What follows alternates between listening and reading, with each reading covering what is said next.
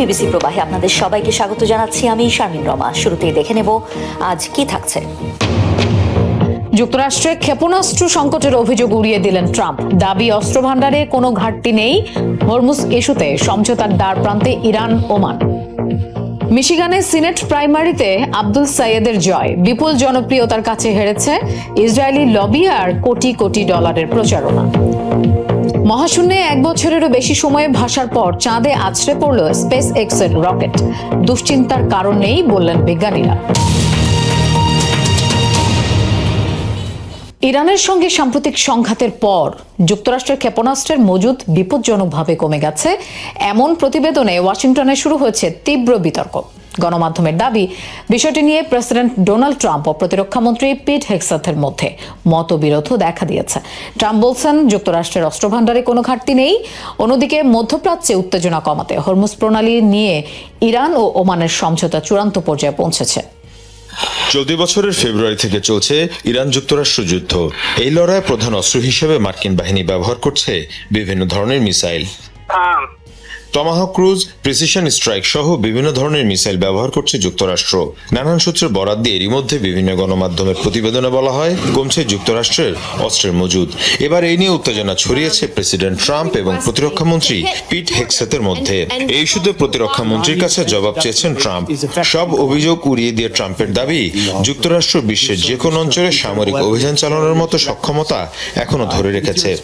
যুক্তরাষ্ট্রের কাছে বিপুল পরিমাণ অস্ত্র ও গোলাবারুদ মজুত রয়েছে, বিশেষ করে নির্দিষ্ট ধরনের সমরাস্ত্র। প্রয়োজন অনুযায়ী আরও বিপুল পরিমাণ অস্ত্র উৎপাদন করে আনা হচ্ছে। প্রতিরক্ষার শিল্প প্রতিষ্ঠানগুলো যুক্তরাষ্ট্রের ইতিহাসে সর্বোচ্চ সংখ্যক কারখানা ও উৎপাদন কেন্দ্র নির্মাণ করছে। এই ইস্যুতে যারা তথ্য ফাঁস করেছে তাদের খুঁজে বের করার চেষ্টা চলছে। তাদের বিরুদ্ধে রাষ্ট্রদ্রোহমূলক অপরাধের শাস্তি হবে। এদিকে হরমুজ প্রণালীতে নিরাপদ নৌ চলাচল নিশ্চিত করতে ইরান ও ওমানের মধ্যে আলোচনা শেষ পর্যায়ে রয়েছে। আন্তর্জাতিক বিভিন্ন গণমাধ্যমের দাবি, যুক্তরাষ্ট্রের সমঝোতার সাথে সম্পৃক্ত। শিগগিরই অন্তর্বর্তী চুক্তি ঘোষণার প্রস্তুতিও চলছে। তবে ইরানের অবস্থান কিছুটা ভিন্ন। ইরান বলছে আলোচনা হচ্ছে ওমানের সাথে, যুক্তরাষ্ট্রের সাথে নয়। ওমানের সাথে আমাদের আলোচনার উল্লেখযোগ্য অগ্রগতি হয়েছে। সমঝোতার চূড়ান্ত দ্বার প্রান্তে রয়েছি আমরা। এই আলোচনার অধীনে মানচিত্র, ট্রানজিট রুট, জাহাজ চলাচল সহ বিভিন্ন ইস্যু রয়েছে। বিশ্বের 1/5 জ্বালানি এই হরমুজ প্রণালী দিয়ে পরিবাহিত হয়। ফলে সমঝোতা বাস্তবায়িত হলে শুধু মধ্যপ্রাচ্য নয়, বৈশ্বিক জ্বালানি বাজারেও ফিরবে স্বস্তি। লোহিত সাগর ও হরমুজ প্রণালী ঘিরে এখনো চলছে উত্তেজনা। যুক্তরাজ্যের ইউকে মেরিটাইম ট্রেড অপারেশনস জানিয়েছে, ওমানের কুমজার উপকূলের কাছে হরমুজ প্রণালী দিয়ে যাওয়ার সময় একটি তেলবাহী জাহাজ থেকে 2টি বিস্ফোরণের শব্দ শোনা গেছে। তবে জাহাজ ও নাবিকরা সবাই নিরাপদে রয়েছে। এদিকে এডেন উপসাগরে ডেজি নামের একটি সৌদি তেলবাহী জাহাজে ব্যালিস্টিক মিসাইল ছোড়ার দাবি করেছে ইয়েমেনের সশস্ত্র গোষ্ঠী হুতি। গোষ্ঠীটি বলছে, হামলার পর পথ পরিবর্তন করতে বাধ্য হয় জাহাজটি। সৌদি আরবের বিরুদ্ধে ঘোষিত সামুদ্রিক অবরোধ কার্যকরের অংশ হিসেবে এই হামলা চালানো হয়েছে বলেও জানায় হুতিরা। তবে এই দাবির ব্যাপারে এখন পর্যন্ত সৌদি আরব কোনো প্রতিক্রিয়া জানায়নি। দক্ষিণ লেবাননে আবারও বিমান হামলা চালিয়েছে ইসরায়েল। তিবনিন শহরে চালানো পৃথক হামলায় নিহত হয়েছে অন্তত 1 জন, আহত 12 জন। ইসরায়েলি সেনাবাহিনী জানিয়েছে, হিজবুল্লাহর চুক্তি লঙ্ঘনের জবাবে বুধবার দক্ষিণ লেবাননের লক্ষ্যভিত্তিক হামলা শুরু করা হয়েছে। হামলার আগে ইসরায়েলি বাহিনী তিবনিন থেকে প্রায় 25 কিলোমিটার দূরের মানসুরি গ্রামের বাসিন্দাদের এলাকা ছেড়ে যাওয়ার সতর্ক বার্তা দেয়। জানায়, ওই এলাকায় হিজবুল্লাহর অবস্থানে অভিযান চালানো হবে। সামাজিক যোগাযোগ মাধ্যমে প্রকাশিত ভিডিওতে মানসুরি এলাকায় বিমান হামলার পর ঘন ধোঁয়া উঠতে দেখা গেছে। একদিন আগে যুক্তরাষ্ট্রের মধ্যস্থতায় ইতালির রোমে ইসরায়েল ও লেবাননের মধ্যে আরও 1 দফা বৈঠক অনুষ্ঠিত হয়। দক্ষিণ লেবাননে অভিযানের সময় নিহত হয়েছে 2 ইসরায়েলি সেনা, গুরুতর আহত আরও 4 জন। বৃহস্পতিবার এই তথ্য নিশ্চিত করেছে আইডিএফ। জানা গেছে, লেবাননের দক্ষিণাঞ্চলীয় এক গ্রামে একটি ভবনে হিজবুল্লাহর পেতে রাখা ফাঁদে পড়ে ইসরায়েলি সেনারা। ঘটে বিস্ফোরণ। ঘটনাস্থলেই মৃত্যু হয় 2 সেনার। আহতদের হাসপাতালে নেওয়া হয়। বিভিন্ন গণমাধ্যম বলছে, ওই গ্রামটিতে হিজবুল্লাহর উপস্থিতি নেই, বরং সেটি তেল আবিবের দখলকৃত এলাকাগুলোর একটি। এই ঘটনার পর দক্ষিণ লেবাননে হামলা জোরদারের হুঁশিয়ারি দেয় ইসরায়েল। যুক্তরাষ্ট্রের মিশিগানে ইসরায়েলপন্থী সংগঠনের কোটি কোটি ডলারের প্রচারণাকে হার মানালেন মুসলিম ডেমোক্রেটিক প্রার্থী। প্রাইমারি সিনেট মনোনয়নে জয় পেয়েছেন গাজায় আগ্রাসনের কড়া সমালোচক আব্দুল এল সাইয়েদ। পরাজিত করেছেন বিশ্বের অন্যতম শক্তিশালী লবিং সংগঠন আইপ্যাক সমর্থিত প্রার্থীকে। প্রগতিশীল এই নেতার জয়কে মার্কিন রাজনীতিতে ইসরায়েলপন্থী লবির জন্য বড় ধাক্কা হিসেবে দেখছেন বিশ্লেষকরা। যুক্তরাষ্ট্রের ইতিহাসে অন্যতম ব্যয়বহুল ও তীব্র প্রতিদ্বন্দ্বিতাপূর্ণ নির্বাচন হিসেবে দেখা হচ্ছে মিশিগানের ডেমোক্রেটিক পার্টির প্রাইমারিকে। প্রায় সব গণমাধ্যমেরই খবর, মিশিগানের প্রাইমারিতে ডেমোক্রেট প্রগতিশীল নেতা ও চিকিৎসক আব্দুল এল সাইদকে ঠেকাতে 6 কোটির বেশি ডলার খরচ করেছে প্রতিদ্বন্দ্বী শিবির। এর মধ্যে ইসরায়েলপন্থী লবিং সংগঠন আইপেক সমর্থিত প্রচারণাতেই ব্যয় হয়েছে 3 কোটি ডলারের বেশি। কিন্তু ঠেকানো যায়নি 41 বছর বয়সী মিশরীয় বংশোদ্ভূত সাইয়েদকে। ডেমোক্রেটিক পার্টির সিনেটর প্রার্থী বাছাইয়ে তিনি পরাজিত করেছেন কংগ্রেস সদস্য হেইলি স্টিভেন্সকে, যিনি সরাসরি আইপেকের সমর্থন পেয়েছিলেন বলে অভিযোগ রয়েছে। To become the next United States Senator from the great state of Michigan. গাজায় ইসরায়েলের সামরিক অভিযানকে বরাবরই গণহত্যা বলেছেন ডেমোক্রেট আব্দুল এল সাইয়েদ। তেল আবিবের জন্য মার্কিন সামরিক সহায়তা কমিয়ে সেই অর্থ যুক্তরাষ্ট্রের স্বাস্থ্যসেবা, আবাসন, শিক্ষা ও অবকাঠামো খাতে ব্যয়ের আহ্বান তার। এই অবস্থানই আরব আমেরিকান ও প্রগতিশীল ভোটারদের মধ্যে ফেলে ব্যাপক সাড়া। What we showed is that the power of our many is greater than the power of their money. আমরা একটি বিশাল রাজনৈতিক যন্ত্রের বিরুদ্ধে লড়েছি। বাইরে থেকে রেকর্ড 7 কোটি ডলারের বেশি অর্থ ব্যয় করা হয়েছিল, কিন্তু জয়ী আমরাই হয়েছি। প্রমাণিত হলো অর্থের শক্তির চেয়ে মানুষের ঐক্য ও আন্দোলনের শক্তি অনেক The বড়। price of gas and the price of groceries and the price of housing and the price of healthcare. এল সাইয়েদের বিজয়কে ইসরায়েলপন্থী লবির জন্য বড় ধাক্কা হিসেবে দেখছেন বিশ্লেষকরা। শুধু ডেমোক্রেটদের প্রাইমারির ফল নয়, ওয়াশিংটনের ক্ষমতার রাজনীতিতেও নতুন সমীকরণের ইঙ্গিত দেখছেন তারা। Michigan is going to be very ডেমোক্রেটদের জন্য বড় একটি রাজনৈতিক মুহূর্ত। শুধু বামপন্থী হিসেবে নয়, সব ধরনের ভোটারদের কাছে নিজেকে গ্রহণযোগ্য হিসেবে তুলে ধরেছেন Syed. win control of the Senate. ফিলিস্তিনপন্থী সাইয়েদের জয়ে স্বাভাবিকভাবেই অসন্তুষ্ট মার্কিন president Donald Trump. No, he hates Jews and he hates Israel. Abdul El Sayed Israel ও ইহুদি বিদ্বেষী। তিনি একজন কমিউনিস্ট। এমন মানুষ ক্ষমতায় এলে আমেরিকার ক্ষতি হবে। This could only happen to me. নভেম্বরের মূল নির্বাচনে কংগ্রেসের উচ্চকক্ষ সিনেটে রিপাবলিকান প্রার্থী মাইক রজার্সের মুখোমুখি হবেন এল সাইয়েদ। জয় পেলে তিনিই হবেন যুক্তরাষ্ট্রের ইতিহাসে প্রথম মুসলিম সিনেটর। চাঁদের বুকে আছড়ে পড়েছে 4000 কেজি ওজনের রকেট, যা ধনকুবের ইলন মাস্কের প্রতিষ্ঠান স্পেস এক্সের। শব্দের কয়েক গুণ বেশি গতিতে বুধবার রাতে চন্দ্রপৃষ্ঠে আঘাত হানে পরিত্যক্ত খণ্ডাংশটি। তবে পৃথিবী থেকে সে দৃশ্য দেখা যায়নি। ঘটনাস্থলের ছবি তুলতে শিগগিরই মহাকাশযান পাঠাবে নাসা। 2025 সালে উৎক্ষেপণ করা হয়েছিল স্পেস এক্সের ফ্যালকন 9 রকেটটি। নিয়ম অনুযায়ী উৎক্ষেপণের পর রকেটের ব্যবহৃত অংশগুলো পৃথিবীতে ফিরে আসে, কিন্তু সেই মিশনে বেশি শক্তি খরচ করায় রকেটের দ্বিতীয় ধাপটি পৃথিবীতে আর ফিরে আসতে পারেনি। দীর্ঘদিন ধরে স্পেস জাঙ্ক হিসাবে মহাকাশে ভেসে বেড়াচ্ছিল স্কুল বাস আকৃতির বস্তুটি। 1 বছরেরও বেশি সময় মহাশূন্যে ভেসে থাকার পর বুধবার চাঁদের বুকে আছড়ে পড়ে রকেটটির খণ্ডাংশ। গতি ছিল শব্দের চেয়ে প্রায় 7 গুণ। প্রায় 4000 কেজি ওজনের অংশটির সঙ্গে চন্দ্রপৃষ্ঠের সংঘর্ষের ফলে উৎপন্ন হয়ে থাকতে পারে প্রায় 3 টন টিএনটির সমপরিমাণ শক্তি। চন্দ্রপৃষ্ঠে বিশাল গর্তের পাশাপাশি তৈরি হওয়ার কথা 10 লাখ কেজির ধ্বংসাবশেষ। এটি পৃথিবীতে থাকা কোনো ব্যক্তির বা চাঁদে থাকা কোনো যন্ত্রপাতির জন্য বিন্দুমাত্র ক্ষতি করবে না। বস্তুত বিজ্ঞানীরা এই সংঘর্ষের ঘটনাটি নিয়ে গবেষণা করতে আগ্রহী, কারণ ভবিষ্যতে এই ধরনের ঘটনা পর্যবেক্ষণের পদ্ধতি নির্ধারণে আমাদের সাহায্য করতে পারে। তবে এই ঘটনা যেন মহাকাশ বিজ্ঞানের জন্য আশীর্বাদ। চাঁদে স্পেস এক্সের রকেটের আঘাতের ফলে তৈরি হয়েছে নতুন গবেষণার সুযোগ। এই ধরনের পর্যবেক্ষণ করার দুটি কারণ রয়েছে। একটি সংঘর্ষটি সম্পর্কে জানা, অপরটি পেছনের পদার্থবিদ্যা সম্পর্কে শেখা। যখন আপনি এত জোরে এবং এত দ্রুত গতিতে চাঁদে কোনো কিছু দিয়ে আঘাত করেন, তখন কি ঘটে, কি বেরিয়ে আসে, তাপমাত্রা কত, এর গঠন কি, এই ধরনের প্রশ্ন। সবচেয়ে বড় প্রশ্ন, চাঁদের বায়ুমণ্ডল কিসের শক্তিতে চলে? বেশিরভাগ মানুষ মনে করে না যে চাঁদের বায়ুমণ্ডল আছে।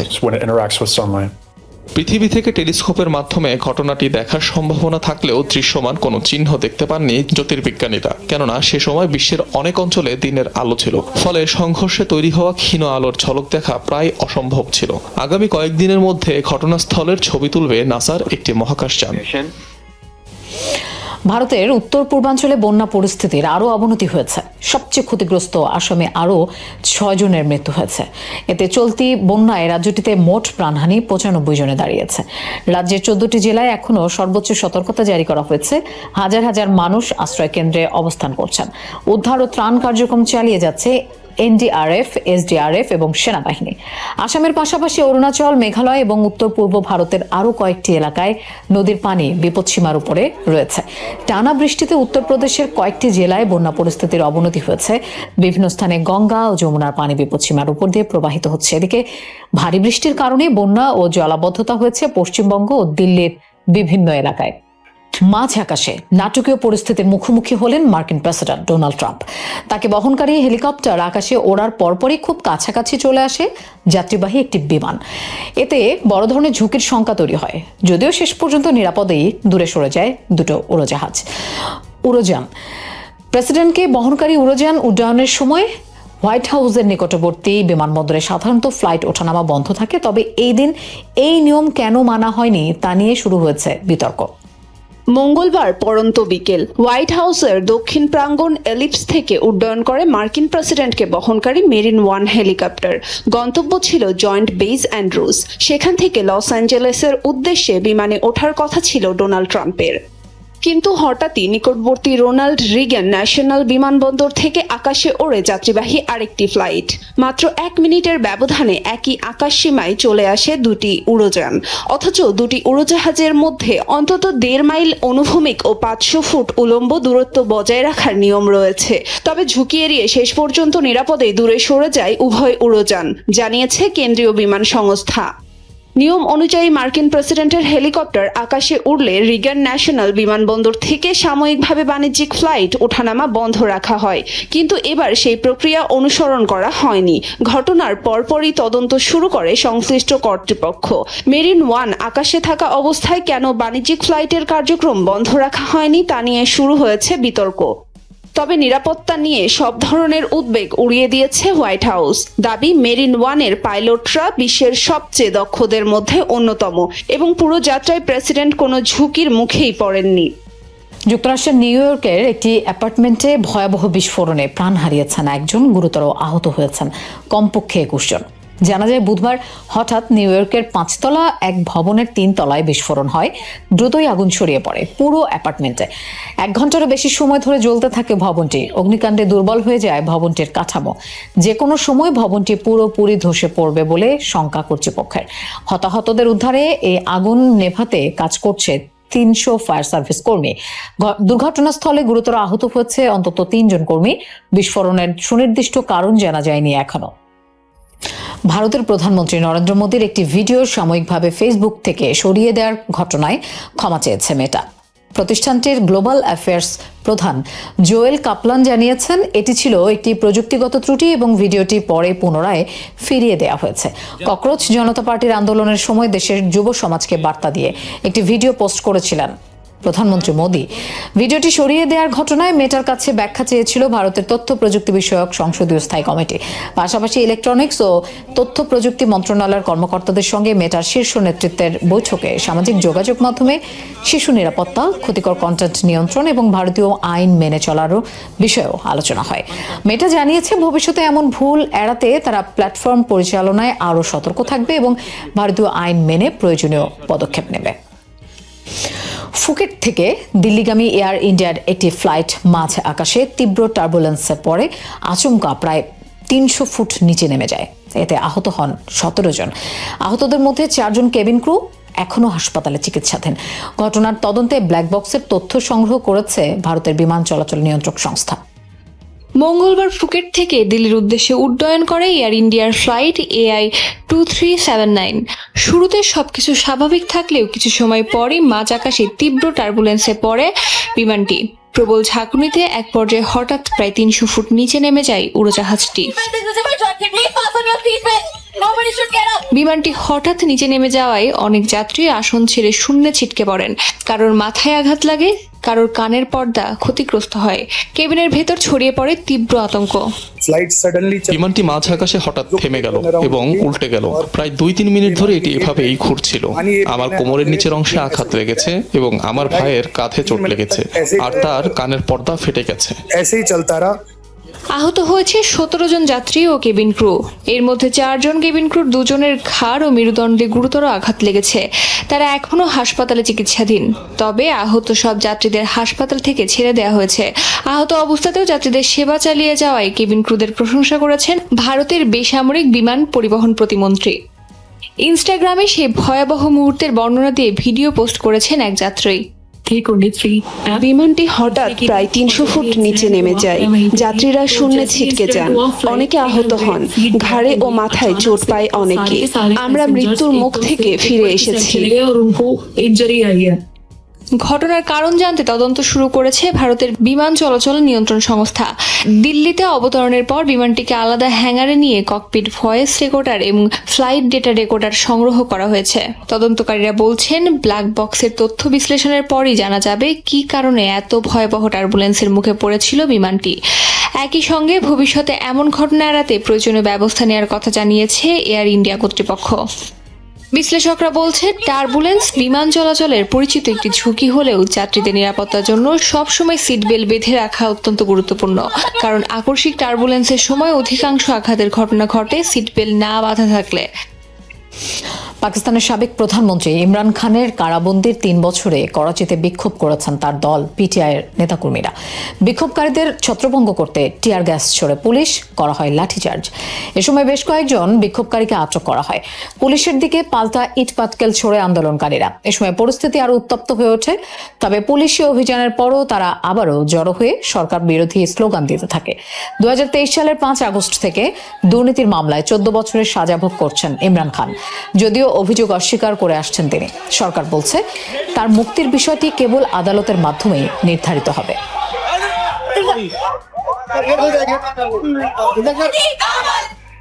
মেক্সিকোতে আততায়ীর গুলিতে নিহত হয়েছেন দেশটির জনপ্রিয় সোশ্যাল মিডিয়া ইনফ্লুয়েন্সার সিজার গ্যাস্টেলুম।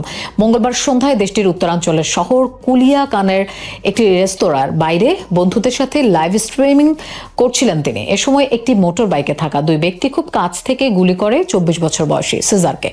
বিভিন্ন মজার ভিডিও তৈরি করতেন এই ইনফ্লুয়েন্সার। রয়েছে 5 লাখেরও বেশি ফলোয়ার।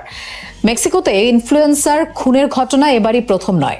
গত বছরও বিউটি সেলুনে লাইভ স্ট্রিমিং চলাকালে খুন হয়েছিলেন 23 বছরের ভ্যালেরিয়া মার্কেজ।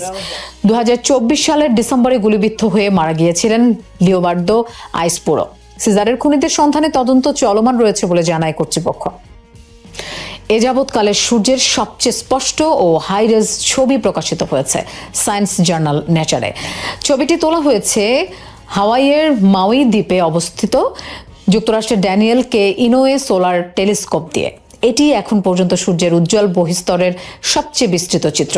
এতে সূর্যপৃষ্ঠে ঘূর্ণির মতো ঢেউ খেলানো অদ্ভুত নকশা দেখা গেছে, যা আগে কখনো এত স্পষ্টভাবে দেখা যায়নি। এটিকে বলা হচ্ছে ভর্টেক্স কিংবা হোয়ারপুল আকৃতির নকশা। বিজ্ঞানীদের ধারণা, চৌম্বকীয় প্লাজমার বিভিন্ন স্তর ভিন্ন গতিতে একে অপরের পাশ দিয়ে প্রবাহিত হওয়ার ফলে সূর্যপৃষ্ঠে এমন দৃশ্যের দেখা মেলে। এর আগে বৃহস্পতি ও শনি গ্রহেও এ ধরনের প্যাটার্নের দেখা মিলেছিল। সন্তান হারানোর শোকে মানুষের মতো কাতর হয় অন্যান্য প্রাণীও। মাতৃত্বের সবচেয়ে বেদনাদায়ক পরিণতির তেমনই এক দৃশ্য এবার দেখা গেল অস্ট্রেলিয়ায়। মৃত শাবককে দিনের পর দিন বয়ে বেড়ালো মা ডলফিন। এই শোকযাত্রায় যুক্ত হয় আরও এক ঝাঁক সঙ্গী। শোকার্ত সেই মা ডলফিনের ভিডিও ভাইরাল হয়েছে সোশ্যাল মিডিয়ায়। জানা গেছে, টানা 4র্থ সন্তানকে হারিয়েছে ডলফিনটি। মানুষ কিংবা ডলফিন, সন্তান হারানোর শোকের ভাষা সব মায়েরই একরকম। কখনো আর্তনাদ হাহাকার, আবার কখনো তা ফুটে ওঠে নীরবতায়, কখনো অশ্রুহীন শোকে। পশ্চিম অস্ট্রেলিয়ার লেসেনাল্ট লেগুনের শান্ত পানিতে ধরা পড়েছে এমনই এক হৃদয় বিদারক দৃশ্য। নিজের মৃত সন্তানকে শরীরের ওপর তুলে নিয়ে একটানা সাঁতরে বেড়াচ্ছে মা ডলফিন ফ্র্যাগল। মাত্র 2 সপ্তাহ আগে জন্ম হয়েছিল শাবকটির, কিন্তু শ্বাস প্রশ্বাসের অস্বাভাবিক সমস্যার কারণেই অল্প সময়ে মৃত্যু হয় তার। ড্রোন ক্যামেরায় ধারণ করা ভিডিওতে দেখা যায় মৃত সন্তানকে ছাড়তে পারছে না মা ডলফিন। কখনো তাকে পানির উপরে তুলে ধরে, কখনো আবার ডুবে যেতে না দিয়ে আগলে রাখছে নিজের শরীরে। সন্তানহারা মায়ের এই শোকে মর্মাহত আশপাশের অন্য ডলফিনগুলোও যোগ দেয়। তাদের আচরণে ছিল সম্মান আর সহমর্মিতার স্পষ্ট ইঙ্গিত। জিওগ্রাফ মেরিন রিসার্চ জানিয়েছে সাধারণত ডলফিনরা মৃত শাবকের জন্য কয়েকদিন, কখনো এক সপ্তাহ পর্যন্ত শোক প্রকাশ করে, কিন্তু ফ্র্যাগল তার মৃত সন্তানকে বয়ে বেরিয়েছে টানা 11 দিন। এটাই প্রথম নয়। গবেষকদের তথ্য অনুযায়ী টানা চতুর্থবারের মতো নিজের সন্তান হারালো মা ডলফিন ফ্র্যাগল। বিজ্ঞানীরা বলছেন ডলফিনরা অত্যন্ত সামাজিক ও বুদ্ধিমান প্রাণী। তাদের আচরণে ভালোবাসা, বন্ধন, এমনকি শোকও স্পষ্টভাবে প্রকাশ পায়। মানুষের মতোই সন্তানের মৃত্যু যে কেবল মানুষের নয়, প্রকৃতির বুকেও রেখে যায় গভীর ক্ষত, সেটাই যেন আবারও মনে করিয়ে দিল এই নীরব অথচ অসীম বেদনাময় দৃশ্য। বিশ্বের মোট খনিজ তেলের 1/5 পার হয় যে পানিপথ দিয়ে, সে হরমুজ প্রণালী ঘিরে যুদ্ধের মেঘ কি কাটতে যাচ্ছে? ওয়াশিংটন, তেহরান আর ওমানের টানা কূটনীতির পর একটি অন্তর্বর্তীকালীন চুক্তির আভাস মিলছে। তবে কড়া বার্তা দিলেও পর্দার আড়ালে কি চাইছে সব পক্ষ, আর কেনই বা থমকে থাকা চুক্তি বাস্তবায়নে এত তোড়জোড়? 17 জুনের ইরান যুক্তরাষ্ট্র যুদ্ধবিরতি কার্যকর এবং কৌশলগত এই পানিপথ পুনরায় চালু করাই এখন আলোচনার মূল লক্ষ্য। আলোচনা ভালোভাবে এগোচ্ছে বলে অভিহিত করেছেন মার্কিন প্রেসিডেন্ট ডোনাল্ড ট্রাম্প। তবে চিরচেনা ভঙ্গিতে 48 ঘন্টার আলটিমেটামও দিয়েছেন তিনি। বলেছেন, কূটনৈতিক সমাধান না হলে কঠোর সামরিক পদক্ষেপ। কিন্তু বাস্তবে দ্বিতীয় বিশ্বযুদ্ধের পর সবচেয়ে বড় সামরিক হামলার পরিকল্পনা শেষ মুহূর্তে বাতিলের খবর প্রকাশ পাওয়ায় মার্কিন নমনীয়তার চিত্রই স্পষ্ট হচ্ছে। অন্যদিকে যুক্তরাষ্ট্রের সঙ্গে সরাসরি আলোচনার খবর অস্বীকার করে আসছে ইরান। তেহরানের নজর এখন ওমানের উপর। আঞ্চলিক জলসীমার অংশীদার হওয়ায় দীর্ঘকাল ধরে মাস্কাট মধ্যস্থতাকারীর ভূমিকা পালন করছে। ওমানের সঙ্গে আলোচনাকে ইতিবাচক বললেও ইরানের পররাষ্ট্র মন্ত্রণালয়ের দাবি, মার্কিন সামরিক হুমকি মূল বাধা। তাহলে টেবিলে থাকা প্রস্তাবটি আসলে কি? খবর এসেছে একটি সাময়িক আপোষ সমঝোতার দিকে এগোচ্ছে সব পক্ষ। প্রস্তাবিত 60 দিনের চুক্তিতে উপসাগরে প্রবেশকারী জাহাজগুলো ব্যবহার করবে ইরানি জলসীমার একটি উত্তর লেন, আর বের হওয়ার সময় ওমানি জলসীমার দক্ষিণ লেন ব্যবহার করা হবে। এতে ইরান কোনো ট্রানজিট ফি আদায় করতে পারবে না। ওমানের একটি বিকল্প প্রস্তাবে মালাক্কা প্রণালীর মডেলে পরিবেশ ও নিরাপত্তার জন্য স্বেচ্ছায় সহায়তার কথা বলা হয়েছে। তবে ইরান চায় মধ্য করিডর নামে নতুন রুট এবং নেভিগেশনাল সেবার বিনিময়ে ফি সংগ্রহের আইনি অধিকার। এবার প্রশ্ন উঠতে পারে, আমেরিকা কেন ইরানের দাবির সামনে নমনীয় হচ্ছে? প্রথমত, মার্কিন প্রতিরক্ষামূলক গোলা বারুদের ঘাটতি বড় ধরনের হামলার ঝুঁকিতে বাদ সেধেছে।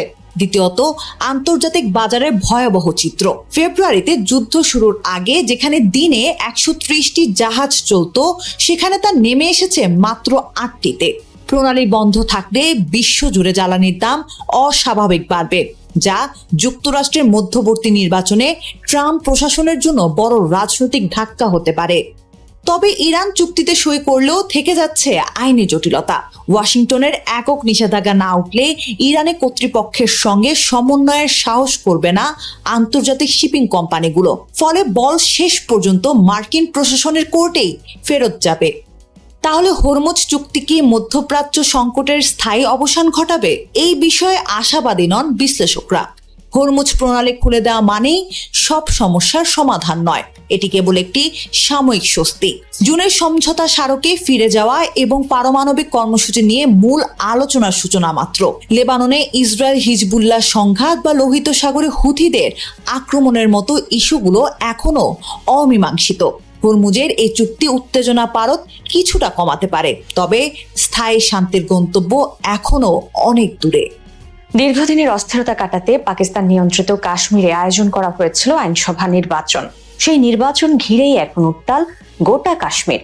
গত 5 জুন থেকে 5 অগস্ট অঞ্চলটিতে সহিংসতায় প্রাণ হারিয়েছেন অন্তত 89 জন। এমন ভয়াবহ তথ্যই জানাচ্ছে অঞ্চলটির স্বাধীন মানবাধিকার সংস্থা Jammu Kashmir human rights observatory. Pakistan নিয়ন্ত্রিত কাশ্মীরে কেন এত প্রাণহানি?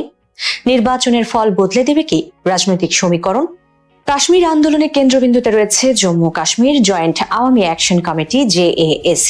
প্রথমে বিদ্যুতের দাম বৃদ্ধি ও জীবনযাত্রার ব্যয় বেড়ে যাওয়ার প্রতিবাদে আন্দোলন শুরু হলেও এটি এখন রাজনৈতিক কাঠামো পরিবর্তনের আন্দোলনে রূপ নিয়েছে।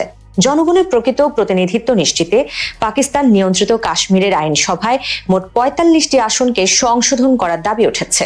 বিশেষ করে ভারত নিয়ন্ত্রিত কাশ্মীর থেকে পাকিস্তানে বসবাসকারী শরণার্থীদের জন্য সংরক্ষিত ১২টি আসন নিয়েই যত বিরোধ।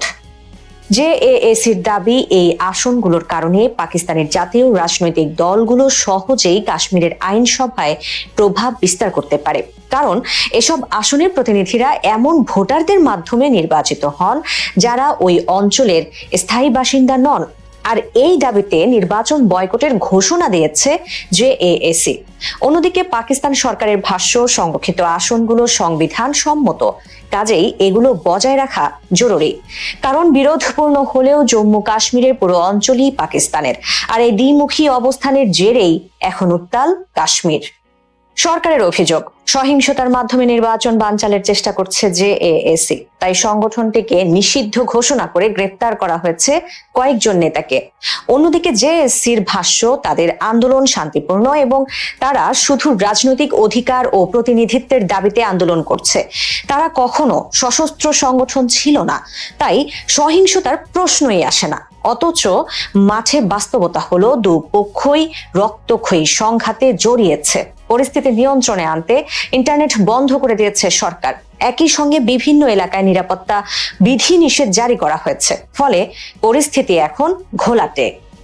বিক্ষোভকারীদের অভিযোগ, শান্তিপূর্ণ আন্দোলনে অতিরিক্ত বল প্রয়োগ করেছে নিরাপত্তা বাহিনী, আহত হয়েছেন অনেকেই। অথচ তারা গ্রেপ্তার বা নির্যাতনের ভয়ে সরকারি হাসপাতালে চিকিৎসা নিতে যেতে পারছেন না। অন্যদিকে সরকার এসব অভিযোগ অস্বীকার করে জানিয়েছে, যারা পুলিশকে আক্রমণ করেছে, জননিরাপত্তা বিঘ্নিত করেছে, কেবল তাদের বিরুদ্ধেই ব্যবস্থা নেওয়া হয়েছে। ইন্টারনেট বন্ধের কারণ হিসেবে সরকারের ভাষ্য, জেএএসি সামাজিক যোগাযোগ মাধ্যমে বিভ্রান্তিকর তথ্য ছড়াচ্ছে, তাই এই ব্যবস্থা।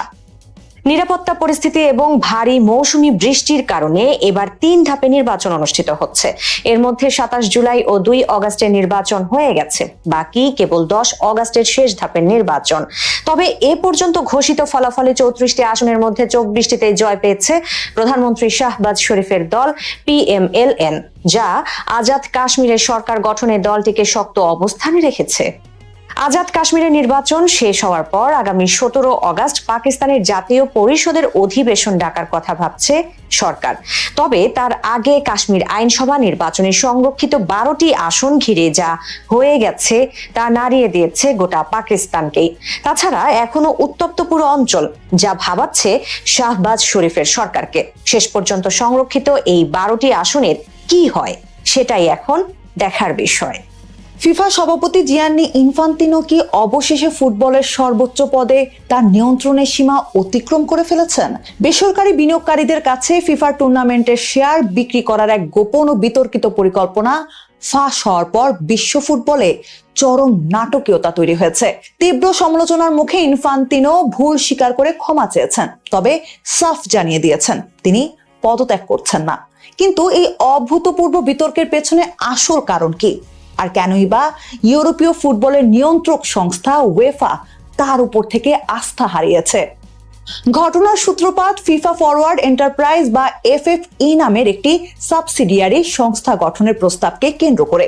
এর মূল উদ্দেশ্য ছিল পুরুষ ও নারী বিশ্বকাপ সহ ফিফার গুরুত্বপূর্ণ টুর্নামেন্টগুলোতে বেসরকারি বিনিয়োগকারীদের যুক্ত করা। এমনকি চুক্তির অন্যতম সুবিধাভোগী হিসেবে নাম আসে মার্কিন প্রেসিডেন্ট ডোনাল্ড ট্রাম্পের জামাতা জ্যারেড কুশনারের ভাই জশুয়া কুশনারের। ইনফান্তিনো এই পরিকল্পনা বাস্তবায়নে ফিফার ২১১টি সদস্য অ্যাসোসিয়েশনের প্রত্যেকটিকে $৪ কোটি দেওয়ার লোভনীয় অফারও দিয়েছিলেন। তবে পুরো বিষয়টি অত্যন্ত গোপনে পরিচালনা করা হয়। ফিফা কাউন্সিল বা সাধারণ সদস্য তো দূর, শীর্ষ কর্মকর্তাদেরও অন্ধকারে রাখা হয়েছিল। গত ২৮ জুলাই ব্রিটিশ সংবাদপত্র দ্য টাইমসে পরিকল্পনাটি ফাঁস হতে শুরু হয় তুমুল বিতর্ক। এই ঘটনায় ক্ষোভে ফেটে পড়ে ইউরোপীয় ফুটবলের শাসক সংস্থা উয়েফা। তারা একে নিকৃষ্ট, গোপন ও অস্বচ্ছ চুক্তি বলে অভিহিত করে এবং ফিফা সভাপতির প্রতি অনাস্থা প্রকাশ করে। এমনকি কানাডার প্রধানমন্ত্রী মার্ক কার্নি এবং বার্সেলোনার সাবেক তারকা লুইস ফিগোর মতো ব্যক্তিত্বরা ইনফান্তিনোর পদত্যাগ দাবি করেন। ফিগোর মতে ইনফান্তিনো ফিফার মান মর্যাদা ধূলিসাৎ করেছেন। শুধু বাইরে নয়, খোদ ফিফার ভেতরেও দেখা দেয় চরম অসন্তোষ। ফিফার সাধারণ সম্পাদক মাতিয়াস গ্রাফস্ট্রোম একে একটি দুঃখজনক ও নিন্দনীয় ঘটনা বলে অভিহিত করেন। এই বিতর্কের প্রতিবাদে পদত্যাগ করেন ইনফান্তিনোর জ্যেষ্ঠ উপদেষ্টা কার্লোস কর্ডিয়েরো।